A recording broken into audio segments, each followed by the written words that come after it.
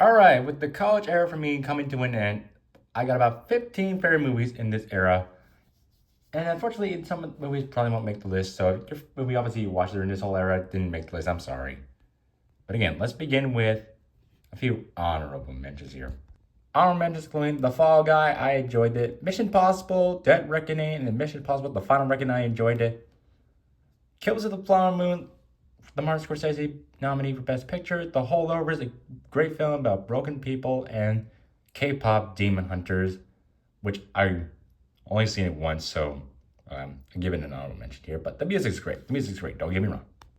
So, anyways, let's begin with the list. 15, we're going with Superman, the first movie in the DCU, and James Gunn gives us something that we want for our Superman movie. David Cornsweet, great Superman. Rachel Brosnan plays terrific as Lois Lane, and Mr. Terrific, he was like the standout of the film. And the Lex Luthor in this film, you really want to hate him and see him lose. Excuse me. But overall, the film itself is well put together and well emotionally and how great it is. But a big twist in that, I'm a little 50-50 with it. But overall, great film, nice work, and yeah, just great for a Superman movie. Next up, Scream 6. Love the New York technician, love the New York everything, and especially seeing Hayden Panettiere come back and to the franchise. See, gets spend more time with Jenna Ortega more and more. But third act, obviously, I'm a little critical about it, but overall, I still had a fun time with it. It does something well to me, and it keeps on bringing well that legacy, even without Nev Campbell. I know how creative it is, but unfortunately, the fun, obviously, with this franchise, obviously, and my happiness with it doesn't really mean well because of Screen 7, all the drama before. So I had a lot of fun with it. I enjoyed Jenna Ortega's time with Melissa Barrera and all the core for it. That was great. So overall, solid sequel from Scream 5. Next up, Black Panther Wakanda Forever. Now, before the film even came out, Chadwick Boseman passed away. So they decided to change things up, and Ryan Coogler gave us Black Panther Wakanda Forever, a heartfelt tribute to Chadwick Boseman. Angela Bassett is so strong in her supporting role. Letitia Wright, also strong as well. The villains, I mean, they're all right. They're okay. But still, it does something well to pay tribute to the late Chadwick Boseman.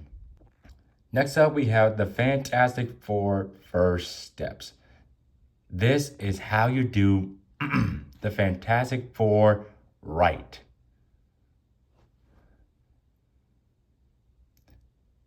They finally give something that the audience finally wanted. Galactus as the villain, he wasn't a cloud. He was actually Galactus the villain. Johnny Storm, Vanessa Kirby, they basically stole the show. And the space sequences, that was really well done. It feels like you were watching Interstellar and Star Trek 5, and yeah, overall, great film, and overall, nice work for these characters, and hopefully we see them more in Avengers Doomsday. Next up, Guardians of the Galaxy Volume 3. Now, we already know what happened with the drama behind the scenes with James Gunn being fired. Everyone on the cast, of course, they were only going to do is James Gunn does it. He's rehired, but then he works with DC, comes back to work for them. But overall, it gives us a satisfying conclusion to the Guardians itself. Rocket being like the emotional character with all the backstory he went through. Everything's emotional. Everything gives you what you want in a satisfying way. And it does well enough for me. And James Gunn closes out the characters in a good way. It made me cry. Overall, well done film to the Guardians of the Galaxy. And Thank you, James Gunn, for giving us these characters.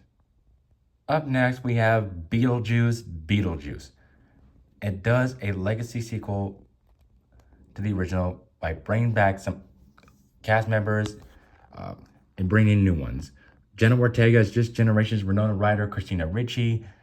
Winona Ryder, obviously seeing her character look like years later. Catherine O'Hara is having fun in it.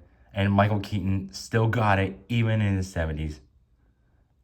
But there are a few plot points, just what happened in the film with Monica Bellucci's character. And Justin Theroux, I wasn't a fan of him, to be honest. However, it does really do something well to the original. Is it really better than the original? Well, you could debate that, but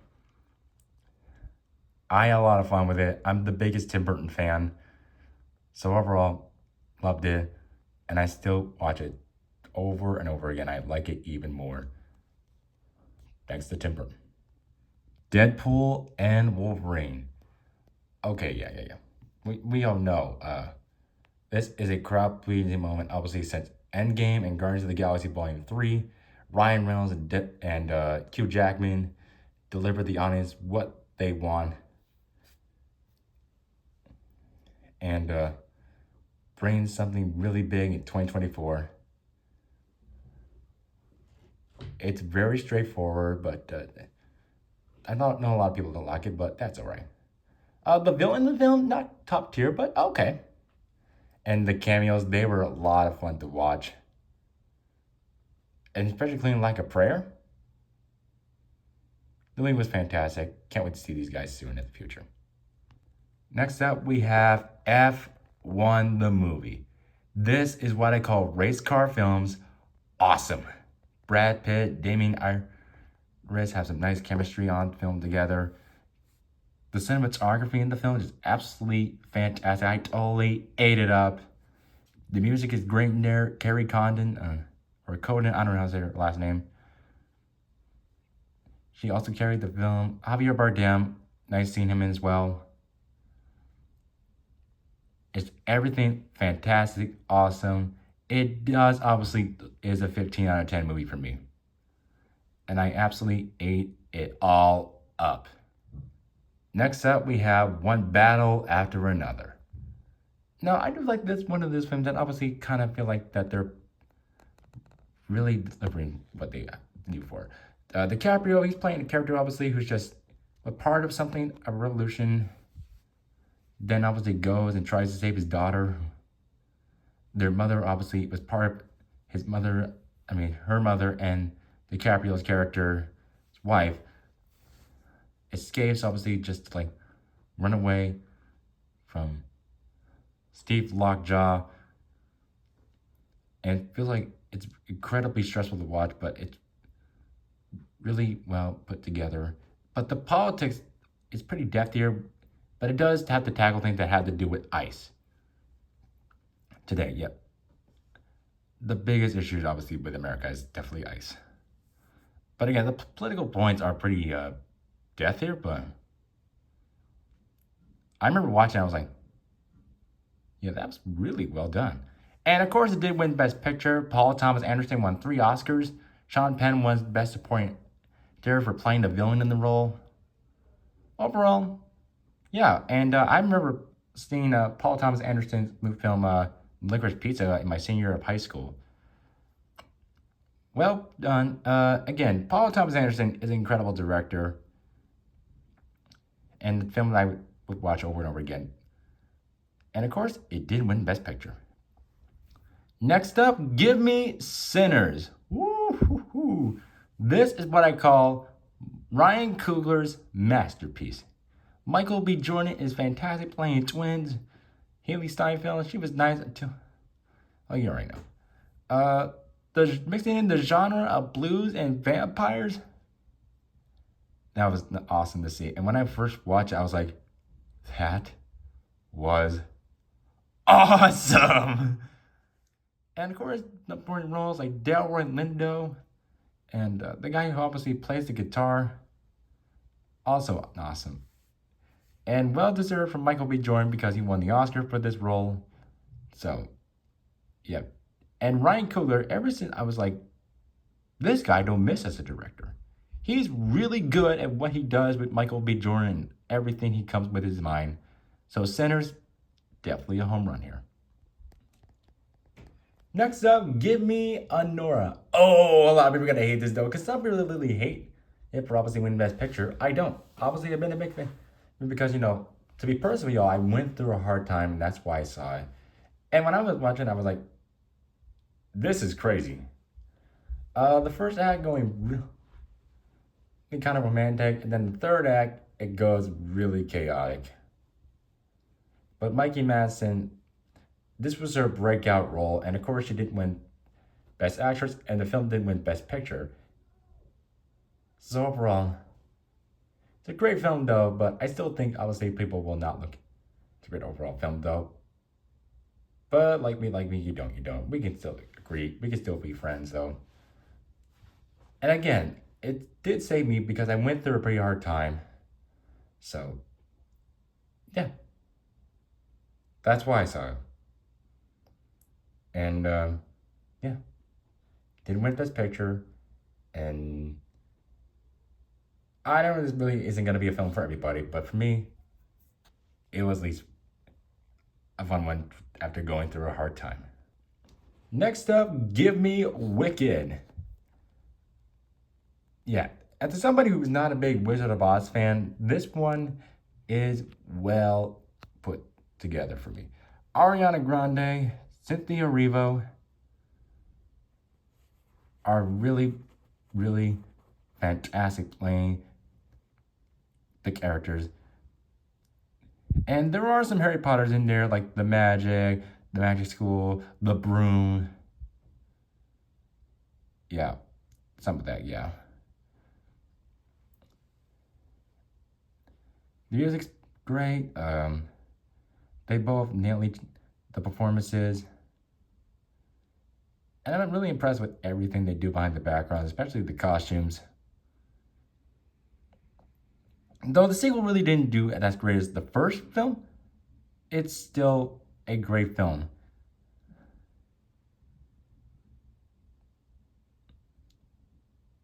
And again, I'm not the biggest Wizard of Oz fan, but it was the absolute fantastic film you could ever see. And you will definitely watch it more than once, over and over again. I had an absolute fun time with it. Next up, give me Dune Part 2. I mean, I don't even need to explain it. It's a better sequel than the original that takes everything that you loved about the first Dune and just level things up. Even more. Chalamet is great. The characters are great. Even the villains. It's absolutely a great film. Can't wait to see Part 3. Our runner-up, Avatar: The Way of Water. It took 13 years to finally get an Avatar sequel.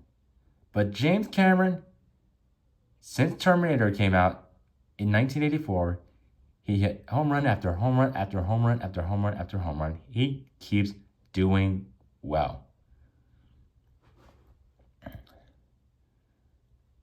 There's a moment where you care about the characters, and it has the emotions of the first film, and it has the jaw-dropping moments in there. I saw it literally after my freshman year was over, and my first ever semester was over, and I think that was the greatest film ever I've seen. Even when we got to the ending, though, my sister and I did cry watching it. All I will say, though, it is a great scene. Well, but some may debate, do we like the first film or the second film? You could debate. But the third Avatar, it's not great either. It's not a great film. It's decent. But overall, I like this one a lot in this era. And now, more Avatar on the way. But coming in at number 1 is Oppenheimer. Christopher Nolan's Best Picture winner. Cillian Murphy, Emily Blunt, Matt Damon, Robert Downey Jr., Florence Pugh, and of course, my guy Josh Hartnett, who I went to South High School with, is in this film. Yeah. It just tells the story of Oppenheimer, World War II, and creating the nuclear bomb. Is really intense film. Robert Downey Jr. plays kind of like stole some bunch of scenes in there. Hartnett kind of stole some a little bit. And I will say though, Christopher Nolan keeps on hitting home runs every single time. And now with The Odyssey coming out, and since he won Best Picture, can't wait to check out The Odyssey this summer. And that's going to do it, everybody. Hope you all had a great time watching this list. And again, if I apologize if your films didn't make the list. But again, obviously, you know what to do. Like, comment, subscribe. I'm graduating in a few hours. So thank you all for everything for this era. And I will see you all in the next video.